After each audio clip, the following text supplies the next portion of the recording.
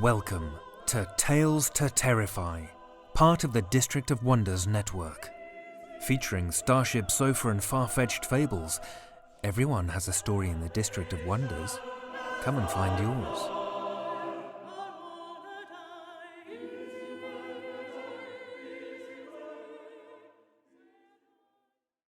Good evening, children of the night. During the time that I've been the host of Tales to Terrify, it has been predominantly a labor of love. Compensation or perks have been few and far between. Added to that very short list of bonuses I've received from this podcast, right behind the time that Blue Apron sent me a bunch of food for doing an ad for them, is a novel from J.D. Buffington. He sent me a gratis copy of his book, In the House of In-Between, and I warned him that if I didn't care for it or didn't think that any of Tales to Terrify's listeners would really find it up their alley, that I wouldn't mention it at all. He graciously understood those terms. Well, children of the night, I enjoyed it quite a bit, and I'm happy to be able to shine a bit of a spotlight on a listener's work.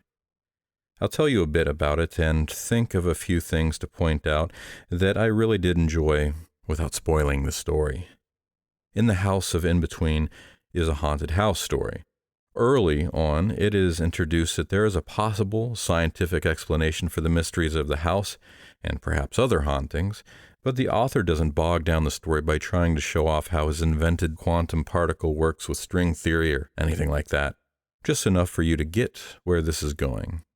As a result of this take on things, it does give a different take on an otherwise traditional haunted house story. The story also has a variety of vantage points and slices of time in which it jumps around a bit. I have taken on a few books that move from first-person perspective to first-person perspective or shift around in time, leaving me lost, confused as to what I'm supposed to be understanding. I found none of that disorientation as I read through this. The thing that I appreciated in the book is that the haunted house doesn't really feel like the active horror of the book, instead more of the setting. The horrific elements seem to be the mental or emotional damage of the characters that are either caused by, or more frequently exacerbated, by the strange happenings in the house. I'm not quite sure how to articulate this, but there is a rather minor character in the book in which their emotional trauma is alleviated by the haunt. Yes, alleviated, and I'm not sure if I've ever read that done in a ghost story before.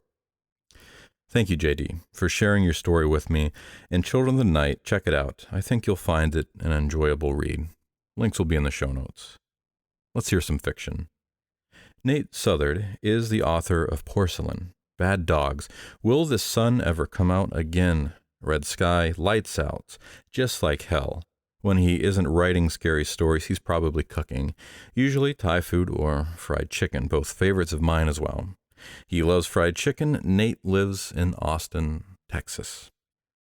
Listen with me to Nate Southard's In the Middle of Poplar Street, originally appearing in Dead Set, April 2010 from 23 Hours Publishing.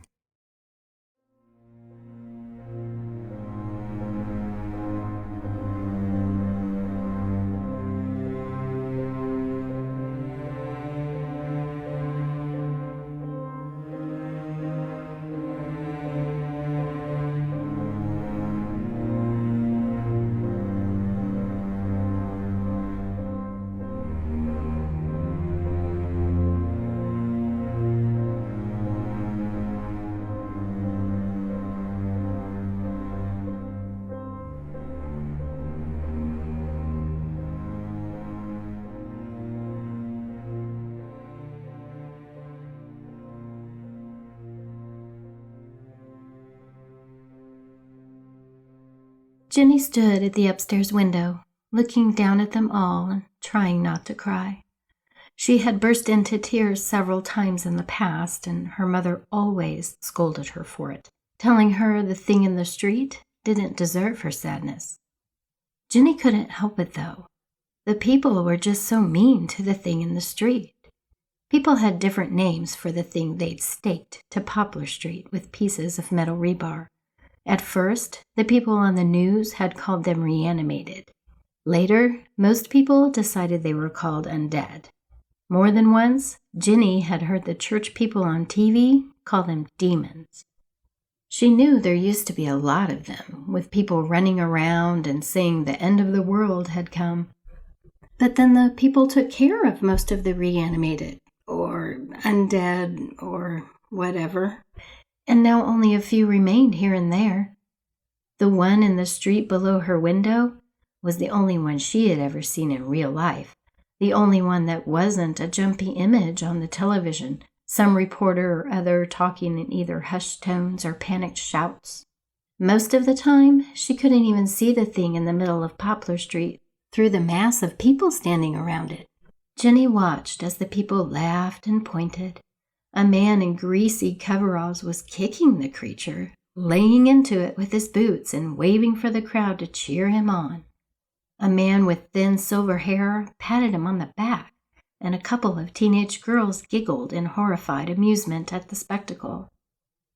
Jenny decided she would never giggle when she became a teenager. That was something mean girls did, and she didn't want to be a mean girl. She didn't know why everybody thought picking on the thing was so much fun. Every game she had ever played had grown old eventually, but beating the reanimated never seemed to bore the people in her town. And the poor thing was trapped anyway, staked through its shoulders and legs, and even once through the back of its neck. It couldn't hurt anybody. A couple of men had chopped off its arms at the elbow shortly after it had come back from the dead. Somebody else had kicked off its jaw so it couldn't bite anybody. All it had now were 2 rotted stumps and what remained of its head. It was harmless. The only thing the reanimated could do was let out this sound that was either a moan or a scream, depending on what everybody was doing to it at the time. Without its jaw, the thing just wailed in this weak, ugly way that made Jenny think of a dump truck groaning to a stop. Jenny pressed her hand to the glass, feeling the tears well up in her eyes. Staring through a haze of sadness, she hoped her mom didn't catch her.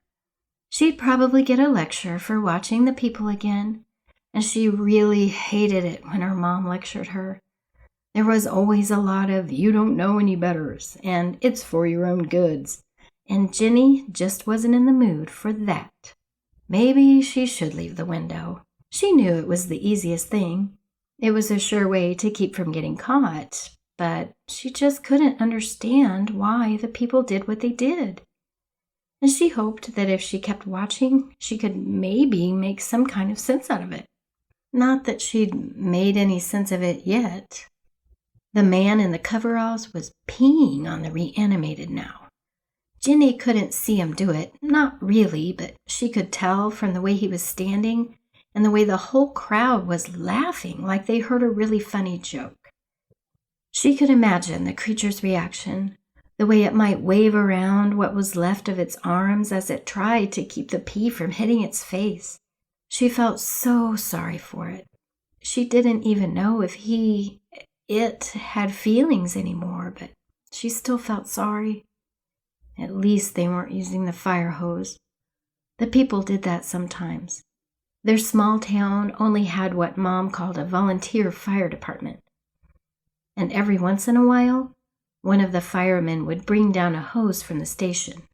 While everybody watched, making little giggles and almost shaking with excitement, the firemen would hook up the hose to a hydrant across the street and blast the thing with water. The creature would go crazy, wrestling against the water and rebar while the people cheered. Usually the crowd kept spraying the hose for half an hour or more, until people wanted to get back in and kick the trapped reanimated again. Of course, the firemen didn't bring out the hose much anymore. The last couple of times, a bunch of skin and stuff had come off of the creature. One piece had hit a little girl, and everybody freaked out. Jenny hadn't seen the girl since. She was probably freaked out too. Suddenly, the blind slammed shut an inch away from her nose. She gasped, jumping backwards, and screamed when she found her mother standing right behind her. "I told you not to watch that." "I wasn't." "Don't lie to me." Jenny turned around, wrapping her arms around her mom's waist. The woman smelled like cookies, and Jenny breathed the scent in deep. She loved her mom, loved her more than anything in the world, but she didn't see why the woman hated the thing in the street so much. "I'm sorry, Mom. I didn't mean to lie to you. I just feel so bad." Jenny looked up to see her mom, her face framed by stringy black hair, shake her head. "Don't you feel bad for that thing, Jenny. It doesn't deserve it. You should know that. But he—" "Don't you but me, Jenny. And it's not a he, okay? It's not a real person, not anymore. I don't care how miserable that monster out there looks. I want you to remember that it wants to kill you, me, and everybody else in this town. If it ever gets off of all that metal, it's going to do just that." "Then why don't the people just kill it?" Her mom turned away then, looking around the room, examining the walls, and doing her best to keep her eyes hidden. When she finally spoke, Jenny thought her voice sounded weird, a little bit softer than usual. "Jenny, you know how the reanimated people used to be real people, right?" "Yeah." "Well, the real people in this town went through a lot of trouble because of the reanimated. Remember that thing that happened at the school? Well, that truck driver was probably trying to get away from a bunch of those monsters, and that's why he crashed. A lot of people were killed by the ones who came back, not just here, but all over.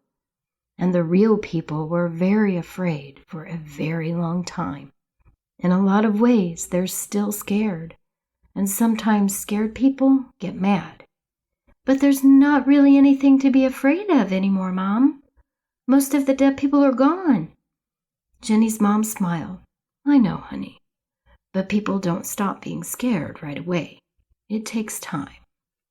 "But why do they get angry?" "Scared people get angry because they don't like being afraid, and they think it's somebody else's fault that they were so scared in the first place. That's why they do stuff like what they're doing down in the street. It's because they hate that they're so scared, and they want to feel like they've made it all even. I guess they just need to convince themselves they're in control again." She breathed in her mom's scent, trying to make sense of what she had said. Yeah, people were afraid. She had been afraid too, but the dead people were mostly gone now.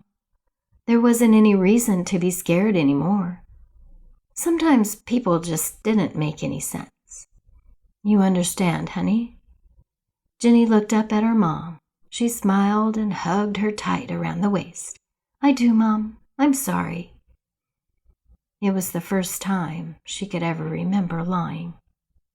"So," her mother said, "what do you want for dinner?"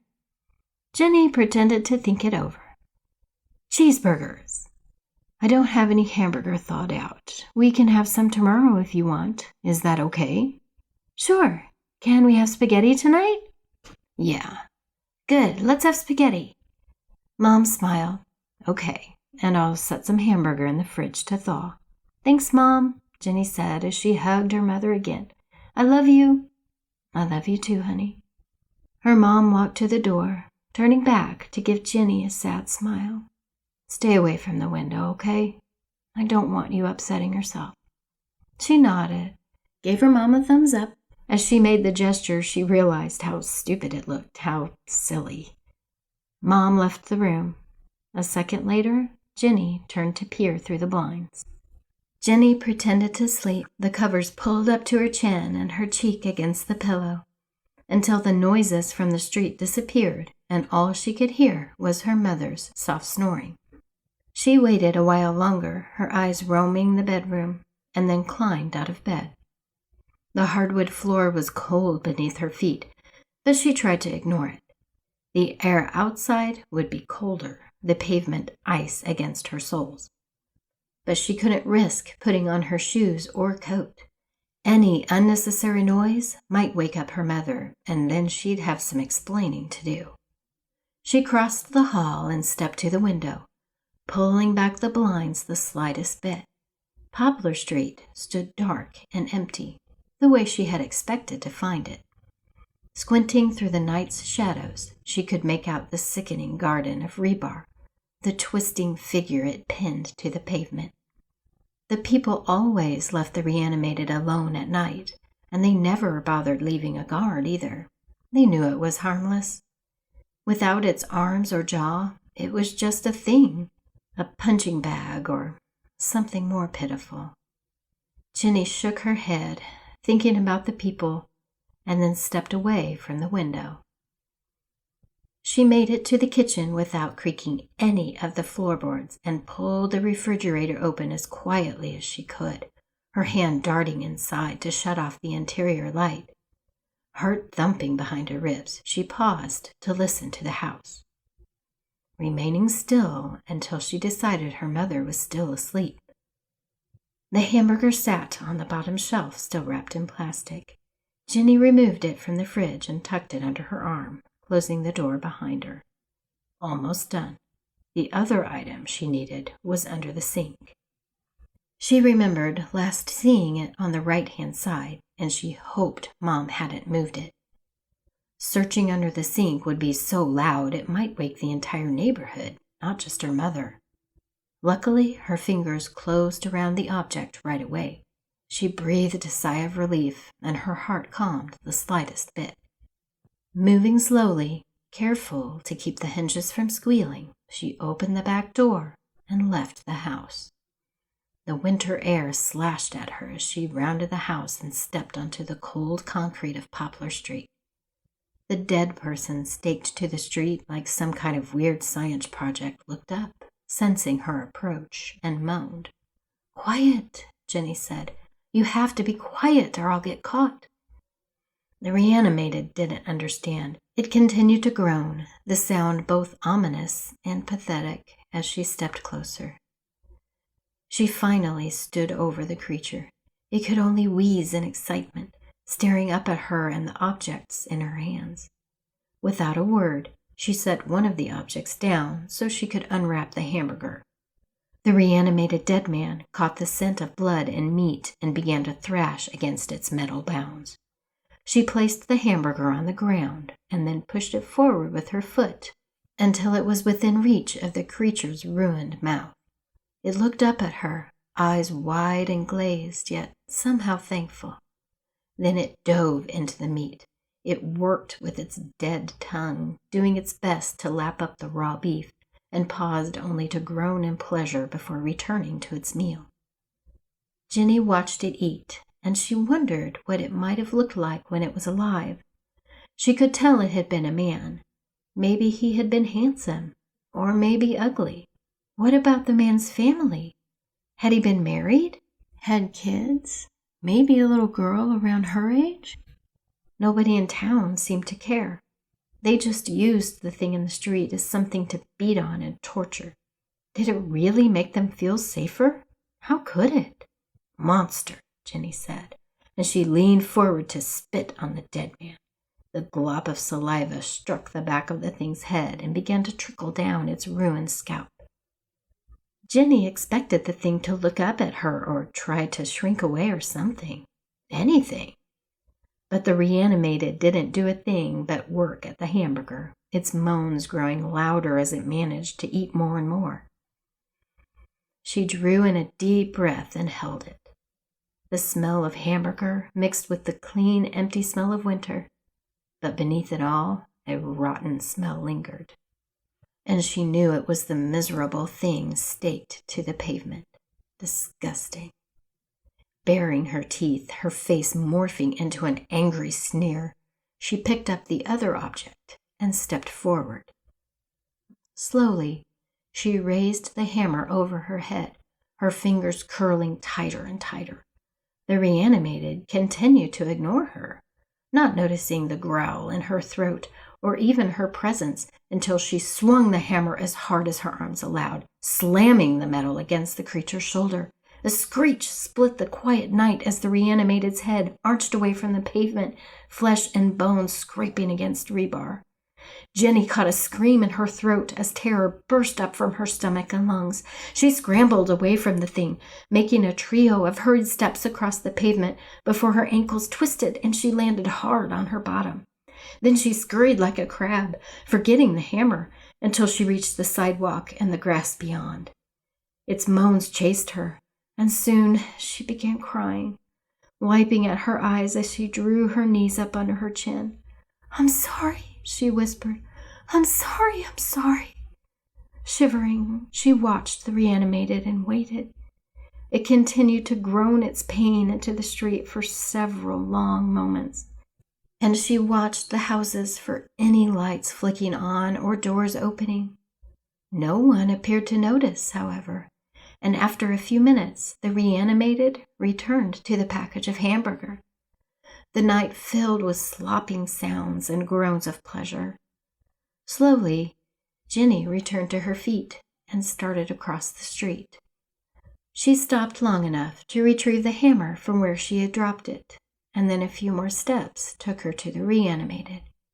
"I'm sorry," she told it again. It ignored her, instead concentrating on the last few clumps of raw beef. "I don't know who you were," she said. "You probably don't deserve this, though."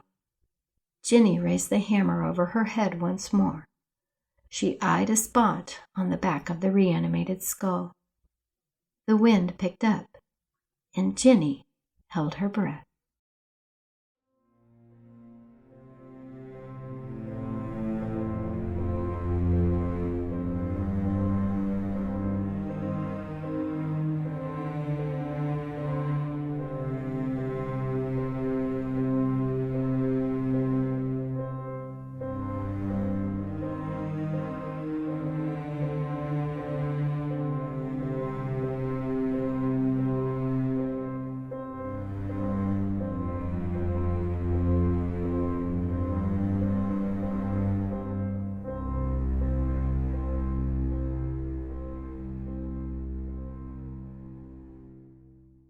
That was Nate Southard's In the Middle of Poplar Street as read by Michelle Kane. Michelle is from the Kansas City metropolitan area. She has a dulcimer and a bodhrán that she doesn't have time to play because she spends her time working in a cube farm and being a mom to her 6-year-old son and their 11-year-old Labrador. And, of course, narrating stories when she has the chance. Thank you, Michelle. Our second story of the night will be a classic. W. Jacobs is now remembered for his macabre tale, The Monkey's Paw, published 1902 in the collection of short stories, The Lady of the Barge, which we'll be hearing this evening. However, the majority of his output was humorous in tone. His favorite subjects were marine life, men who go down to the sea in ships of moderate tonnage, said Punch, reviewing his first collection of stories, Many Cargoes, which achieved great popular success in the publication in 1896. Michael Sadleir described Jacobs' fiction thus. He wrote stories of 3 kinds, describing the misadventures of sailor men ashore, celebrating the artful dodger of a slow-witted village, and tales of the macabre. Many Cargoes was followed by the novel The Skipper's Wooing in 1897 and another collection of short stories, Sea Urchins, 1898, set the seal on his popularity. Among his other titles are Captains All, Sailors' Knots, and Night Watches. The tale of the last reflects the popularity of perhaps his most enduring character, the night watchman, on the wharf in Wapping, recounting the preposterous adventures of his acquaintance Ginger Dick, Sam Small, and Peter Russet. These 3 characters, pockets full after a long voyage, would take lodgings together, determined to enjoy a long spell ashore. But the crafty inhabitants of Dockland, London, would soon relieve them of their funds, assisted by the sailors' own fecklessness and credulity. Jacob showed a delicacy of touch in his use of the coarse vernacular of the East End of London, which attracted the respect of such writers as P.G. Wodehouse, who mentions Jacobs in his autobiographical work Bring on the Girls, written with Guy Bolton, published in 1954. The stories which made up Many Cargoes had a varied previous serial publication, while those in Sea Urchins were, for the most part, published in Jerome K. Jerome's Idler. From October 1898, Jacob's stories were being published in The Strand, an arrangement which lasted almost to his death and proved him with financial security. Jacobs died on the 1st of September 1943 at Hornsey Lane, Islington, London. Listen with me to W. W. Jacobs' The Monkey's Paw.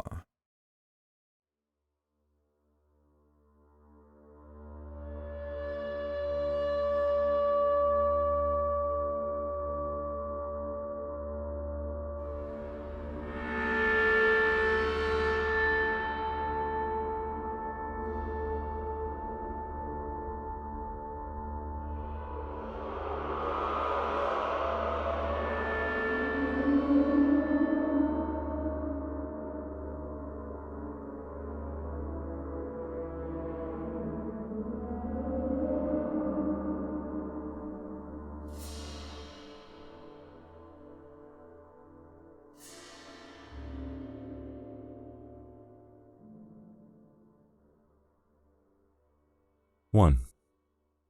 Without, the night was cold and wet, but in the small parlor of Laburnum Villa the blinds were drawn and the fire burned brightly. Father and son were at chess, the former, who possessed ideas about the game involving radical changes, putting his king into such sharp and unnecessary perils that it even provoked comment from the white-haired old lady knitting placidly by the fire. "Hark at the wind," said Mr. White, who, having seen a fatal mistake after it was too late, was amiably desirous of preventing his son from seeing it. "I'm listening," said the latter, grimly surveying the board as he stretched out his hand. "Check." "I should hardly think that he'd come out tonight," said his father, with his hand poised over the board. "Mate," replied the son. "That's the worst of living so far out," bawled Mr. White with sudden and unlooked-for violence. "Of all the beastly, slushy, out-of-the-way places to live in, this is the worst. Pathway's a bog, and the road's a torrent. I don't know what people are thinking about. I suppose because only 2 houses on the road are let, they think it doesn't matter." "Never mind, dear," said his wife soothingly. "Perhaps you'll win the next one." Mr. White looked up sharply, just in time to intercept a knowing glance between mother and son. The words died away on his lips, and he hid a guilty grin in his thin gray beard. "There he is," said Herbert White, as the gate banged loudly and heavy footsteps came towards the door. The old man rose with hospitable haste, and opening the door, was heard condoling with the new arrival. The new arrival also condoled with himself, so that Mrs. White said, "Tut, tut," and coughed gently as her husband entered the room, followed by a tall, burly man, beady of eye and rubicund of visage. "Sergeant Major Morris," he said, introducing him. The sergeant major shook hands, and taking the proffered seat by the fire, watched contentedly while his host got out whiskey and tumblers and stood a small copper kettle on the fire. At the third glass his eyes got brighter, and he began to talk, the little family circle regarding with eager interest this visitor from distant parts, as he squared his broad shoulders in the chair and spoke of wild scenes and doughty deeds, of wars and plagues and strange peoples. 21 years of it," said Mr. White, nodding at his wife and son. "When he went away, he was a slip of a youth in the warehouse. Now look at him." "You don't look to have taken much harm," said Mrs. White politely. "I'd like to go to India myself," said the old man, "just to look around a bit, you know." "Better where you are," said the sergeant major, shaking his head. He put down the empty glass and, sighing softly, shook it again.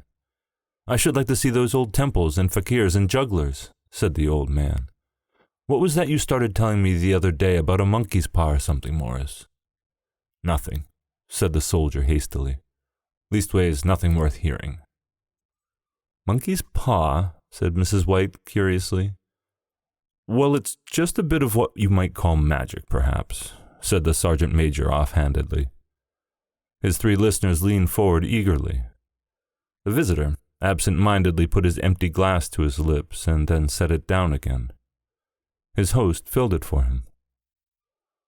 "To look at," said the sergeant major, fumbling in his pocket, It's just an ordinary little paw dried to a mummy." He took something out of his pocket and proffered it. Mrs. White drew back with a grimace, but her son, taking it, examined it curiously. "And what is there special about it?" inquired Mr. White, as he took it from his son, and having examined it, placed it upon the table. "It had a spell put on it by an old fakir," said the sergeant major, "a very holy man. He wanted to show that fate ruled people's lives, and that those who interfered with it did so at their sorrow. He put a spell on it so that 3 separate men could each have 3 wishes from it. His manner was so impressive that his hearers were conscious that their light laughter jarred somewhat. "Well, why don't you have 3, sir?" said Herbert White cleverly. The soldier regarded him the way that middle age is wont to regard presumptuous youth. "I have," he said quietly, and his blotchy face whitened. "And did you have the 3 wishes granted?" asked Mrs. White. "I did," said the sergeant major, and his glass tapped against his strong teeth. "And has anybody else wished?" persisted the old lady. "The first man had his 3 wishes, yes," was the reply. "I don't know what the first 2 were, but the third was for death. That's how I got the paw." His tones were so grave that a hush fell upon the group. "If you've had your 3 wishes, it's no good to you now, then, Morris," said the old man at last. "What do you keep it for?" The soldier shook his head. "Fancy, I suppose," he said slowly. "I did have some idea of selling it, but I don't think I will. It has caused enough mischief already. Besides, people won't buy. They think it's a fairy tale, some of them, and those who do think anything of it want to try it first and pay me afterwards." "If you could have another 3 wishes," said the old man, eyeing him keenly, "would you have them?" "I don't know," said the other. "I don't know." He took the paw and, dangling it between his forefinger and thumb, suddenly threw it upon the fire. White, with a slight cry, stooped down and snatched it off. "Better let it burn," said the soldier solemnly. "If you don't want it, Morris," said the other, "give it to me." "I won't," said his friend doggedly. "I threw it on the fire. If you keep it, don't blame me for what happens. Pitch it on the fire again like a sensible man." The other shook his head and examined his new possession closely. "How do you do it?" he inquired. "Hold it up in your right hand and wish aloud," said the sergeant major, "but I warn you of the consequences." "Sounds like the Arabian Nights," said Mrs. White as she rose and began to set the supper. "Don't you think you might wish for 4 pairs of hands for me?" Her husband drew the talisman from his pocket, and then all 3 burst into laughter as the sergeant major, with a look of alarm on his face, caught him by the arm. "If you must wish," he said gruffly, "wish for something sensible." Mr. White dropped it back into his pocket, and placing chairs, motioned his friend to the table. In the business of supper, the talisman was partly forgotten, and afterwards the 3 sat listening in enthralled fashion to a second installment of the soldier's adventures in India. "If the tale of the monkey's paw is not more truthful than those he has been telling us," said Herbert, as the door closed behind their guest, just in time for him to catch the last train, "we shan't make too much of it." "Did you give him anything for it, father?" inquired Mrs. White, regarding her husband closely. "A trifle," he said, coloring slightly. "He didn't want it, but I made him take it, and he pressed me to throw it away again." "Likely," said Herbert with pretended horror. "Why, we're going to be rich and famous and happy. Wish to be an emperor, father, to begin with, then you can't be henpecked." He darted round the table, pursued by the maligned Mrs. White, armed with an antimacassar. Mr. White took the pun from his pocket and eyed it dubiously. "I don't know what to wish for, and that's a fact," he said slowly. "It seems to me I've got all I want." "If you only cleared the house, you'd be quite happy, wouldn't you?" said Herbert, with his hand on his shoulder. "Well, wish for £200 then. That'll just do it." His father, smiling shamefacedly at his own credulity, held up the talisman, as his son, with a solemn face somewhat marred by a wink at his mother, sat down at the piano and struck a few impressive chords. "I wish for £200, said the old man distinctly. A fine crash from the piano greeted the words, interrupted by a shuddering cry from the old man. His wife and son ran toward him. "It moved!" he cried, with a glance of disgust at the object as it lay on the floor. "As I wished. It twisted in my hand like a snake." "Well, I don't see the money," said his son as he picked it up and placed it on the table, "and I bet I never shall." "It must have been your fancy, father," said his wife, regarding him anxiously. He shook his head. "Never mind. There's no harm done, but it gave me a shock all the same." They sat down by the fire again while the two men finished their pipes. Outside, the wind was higher than ever, and the old man stared nervously at the sound of a door banging upstairs. A silence, unusual and depressing, settled upon all three, which lasted until the old couple rose to retire for the night. "I expect you'll find the cash tied up in a big bag in the middle of your bed," said Herbert, as he bade them good night, "and something horrible squatting up on the top of the wardrobe watching as you pocket your ill-gotten gains." He sat alone in the darkness, gazing at the dying fire and seeing faces in it. The last face was so horrible and so simian that he gazed at it in amazement. It got so vivid that, with a little uneasy laugh, he felt on the table for a glass containing a little water to throw over it. His hand grasped the monkey's paw, and with a little shiver he wiped his hand on his coat and went up to bed. 2. In the brightness of the wintry sun next morning, as it streamed over the breakfast table, he laughed at his fears. There was an air of prosaic wholesomeness about the room which it had lacked on the previous night, and the dirty, shriveled little paw was pitched on the sideboard with a carelessness which betokened no great belief in its virtues. "I suppose all the old soldiers are the same," said Mrs. White. "The idea of our listening to such nonsense! How could wishes be granted in these days?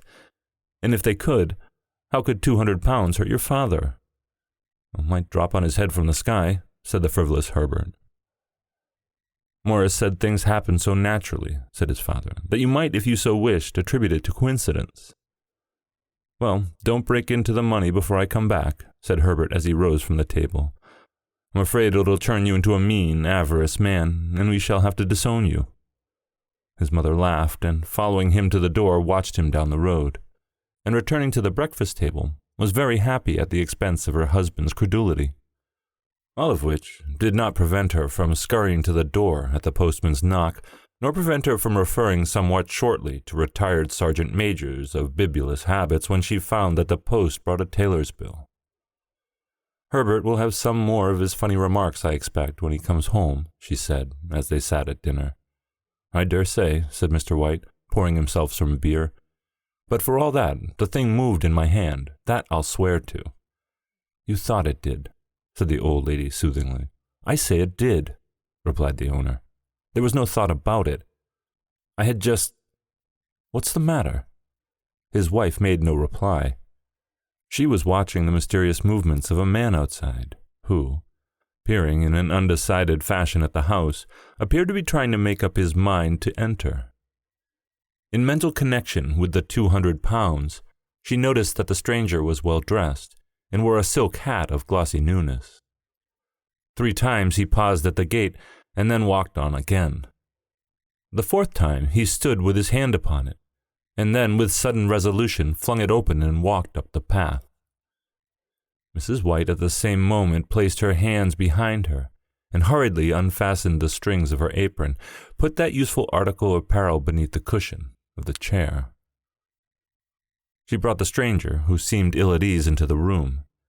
He gazed at her furtively, and listened in a preoccupied fashion as the old lady apologized for the appearance of the room and her husband's coat, a garment which he usually reserved for the garden. She then waited, as patiently as her sex would permit, for him to broach his business. But he was at first strangely silent. "I was asked to call," he said at last, and stooped and picked up a piece of cotton from his trousers. "I come from Ma and Megan's." The old lady stared. "Is anything the matter?" she asked breathlessly. "Has anything happened to Herbert? What is it? What is it?" Her husband interposed. There, mother," he said hastily. "Sit down and don't jump to conclusions. You've not brought us bad news, I'm sure, sir." And he eyed the other wistfully. "I'm sorry," began the visitor. "Is he hurt?" demanded the mother wildly. The visitor bowed in assent. "Badly hurt," he said quietly. "But he's not in any pain." "Oh, thank God," said the woman, clasping her hands. "Thank God for that, She broke off suddenly as the sinister meaning of the assurance dawned upon her, and she saw the awful confirmation of her fears in the other's averted face. She caught her breath and turned to her slower-witted husband, laying her trembling old hand upon his. It was a long silence. "He was caught in the machinery," said the visitor at length in a low voice. "Caught in the machinery," repeated Mr. White in a dazed fashion. "Yes." He sat staring blankly out at the window, and taking his wife's hand between his own, pressed it, as he had been wont to do in their old courting days nearly 40 years before. "He was the only one left to us," he said, turning gently to the visitor. "It is hard." The other coughed, and rising, walked slowly to the window. "The firm wished me to convey their sincere sympathy with you in your great loss," he said, without looking round. "I beg that you will understand that I am only their servant and merely obeying orders." There was no reply. The old woman's face was white, her eyes staring, and her breath inaudible. On the husband's face was a look such as his friend the sergeant might have had carried into his first action. "I was to say that Ma's and Megan's disclaim all responsibility," continued the other. "They admit no liability at all, but in consideration of your son's services, they wish to present you with a certain sum as compensation." Mr. White dropped his wife's hand, and rising to his feet, gazed with a look of horror at his visitor. His dry lips shaped the words. "How much?" £200 was the answer. Unconscious of his wife's shriek, the old man smiled faintly, put out his hands like a sightless man, and dropped, a senseless heap, to the floor. 3. In the new huge cemetery, some 2 miles distant, the old people buried their dead, and came back to a house steeped in shadow and silence. It was all over so quickly that at first they could hardly realize it, and remained in a state of expectation, as though of something else to happen, something else which was to lighten this load, too heavy for old hearts to bear. But the days passed, and expectation gave place to resignation, the hopeless resignation of the old, sometimes miscalled apathy. Sometimes they hardly exchanged a word, for now they had nothing to talk about, and their days were long to weariness. It was but a week after that the old man, waking suddenly in the night, stretched out his hand and found himself alone. The room was in darkness, and the sound of subdued weeping came from the window. He raised himself in bed and listened. "Come back," he said tenderly. "You will be cold." "It's colder for my son," said the old woman, and wept afresh. The sound of her sobs died away on his ears. The bed was warm, and his eyes heavy with sleep. He dozed fitfully, and then slept until a sudden wild cry from his wife awoke him with a start. "The paw!" she cried wildly. "The monkey's paw!" He started up in alarm. Where is it? What's the matter?" She came stumbling across the room towards him. "I want it," she said quietly. "You've not destroyed it." She said hysterically, "Why didn't I think of it before? Why didn't you think of it?" "Think of what?" he questioned. "The 2 other wishes," she replied rapidly. "We've only had one." "Was that not enough?" he demanded fiercely. "No," she cried triumphantly. "We'll have one more. Go down and get it quickly, and wish our boy alive again." The man sat up in bed and flung the bedclothes from his quaking limbs. "Good God, are you mad?" he cried, aghast. "Get it," she panted. "Get it quickly, and wish, oh, my boy, my boy." Her husband struck a match and lit the candle. "Get back to bed," he said unsteadily. "You don't know what you're saying." "We had the first wish granted," the old woman said feverishly. "Why not the second?" "A coincidence," stammered the old man. "Go and get it and wish," cried his wife, quivering with excitement. The old man turned and regarded her, and his voice shook. "He's been dead 10 days, and besides, I would not tell you else, but I could only recognize him by his clothing. He was too terrible for you to see then. How now?" "Bring him back," cried the old woman, and dragged him towards the door. "Do you think I fear the child I have nursed?" He went down in the darkness and felt his way to the parlor and then to the mantelpiece. The talisman was in its place, and a horrible fear that the unspoken wish might bring his mutilated son before him ere he could escape from the room seized upon him, and he caught his breath as he found that he had lost the direction of the door. His brow cold with sweat, he felt his way round the table, and groped along the wall until he found himself in the small passage with the unwholesome thing in his hand. Even his wife's face seemed changed as he entered the room. It was white and expectant, and to his fear seemed to have an unnatural look upon it. He was afraid of her. "Wish!" she cried in a strong voice. "It is foolish and wicked," he faltered. "Wish!" repeated his wife. He raised his hand. "I wish my son alive again." The talisman fell to the floor, and he regarded it fearfully. Then he sank trembling into a chair as the old woman, with burning eyes, walked to the window and raised the blind. He sat until he was chilled with the cold, glancing occasionally at the figure of the old woman peering through the window. The candle end, which had burned below the rim of the china candlestick, was throwing pulsating shadows on the ceiling and the walls until, with a flicker larger than the rest, it expired. The old man, with an unspeakable sense of relief at the failure of the talisman, crept back to his bed, and in a minute or two afterwards the old woman came silently and apathetically beside him.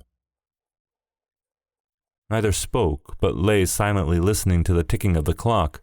A stair creaked, and a squeaky mouse scurried noisily through the wall.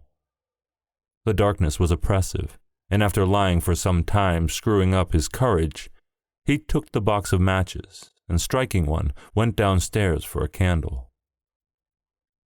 At the foot of the stairs the match went out, and he paused to strike another, and at that same moment a knock, so quiet and steady as to be scarcely audible, sounded on the front door.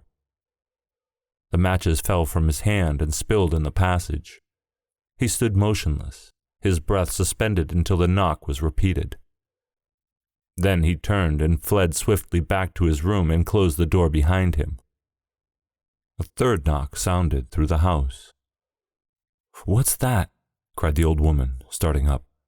"A rat," said the old man in shaking tones. "A rat. It passed me on the stairs." His wife sat up in bed listening. A loud knock resounded through the house. "It's Herbert!" she screamed. "It's Herbert!" She ran to the door, but her husband was before her, and catching her by the arm held her tightly. "What are you going to do?" he whispered hoarsely. "It's my boy. It's Herbert," she cried, struggling mechanically. "I forgot it was 2 miles away. What are you holding me for? Let go. I must open the door." "For God's sake, don't let it in," cried the old man, trembling. "You're afraid of your own son," she cried, struggling. "Let me go. I'm coming, Herbert. I'm coming." There was another knock, and another. The old woman, with a sudden wrench, broke free and ran from the room. Her husband followed to the landing and called after her appealingly as she hurried downstairs. He heard the chain rattle back and the bottom bolt drawn slowly and stiffly from the socket. Then the old woman's voice, strained and panting. "The bolt," she cried loudly. "Come down, I can't reach it." But her husband was on his hands and knees groping wildly on the floor in search of the paw. If he could only find it before the thing outside got in.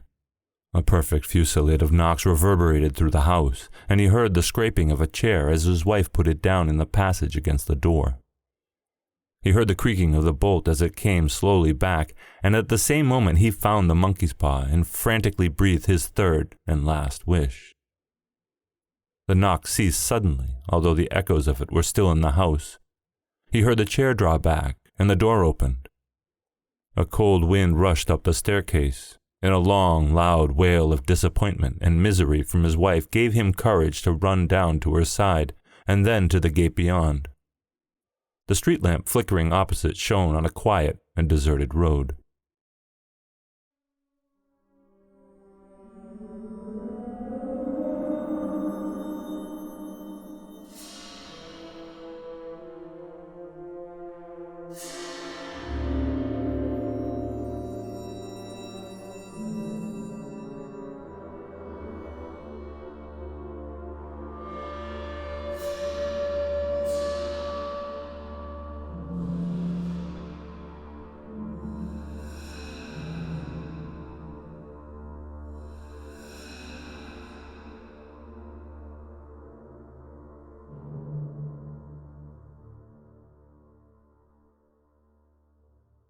That was W. Jacobs' The Monkey's Paw, as read by our own Seth Williams. Seth Williams is a narrator and an associate editor right here at Tales to Terrify. He enjoys listening to fiction podcasts and audio drama. He also shares life with a husband, dog, and cat. Thank you, Seth. That'll be our show for the evening, children of the night. Visit our Patreon page in the links below, and don't forget to like us on Apple Podcasts. Our show was produced by our editors Scott Silk, Seth Williams, and Drew Sebastini. Website designed by Josh Lightsey and theme music by Diane Severson. Tales to Terrify is distributed under Creative Commons Attribution, Non-Commercial, No Derivatives 4.0 license. Join us again next week for another episode of Tales to Terrify. This presentation has been brought to you by the District of Wonders Network, dedicated to podcasting the finest genre fiction. You can learn more about the District of Wonders and their many literary productions at their website, www.districtofwonders.com. Thank you for listening.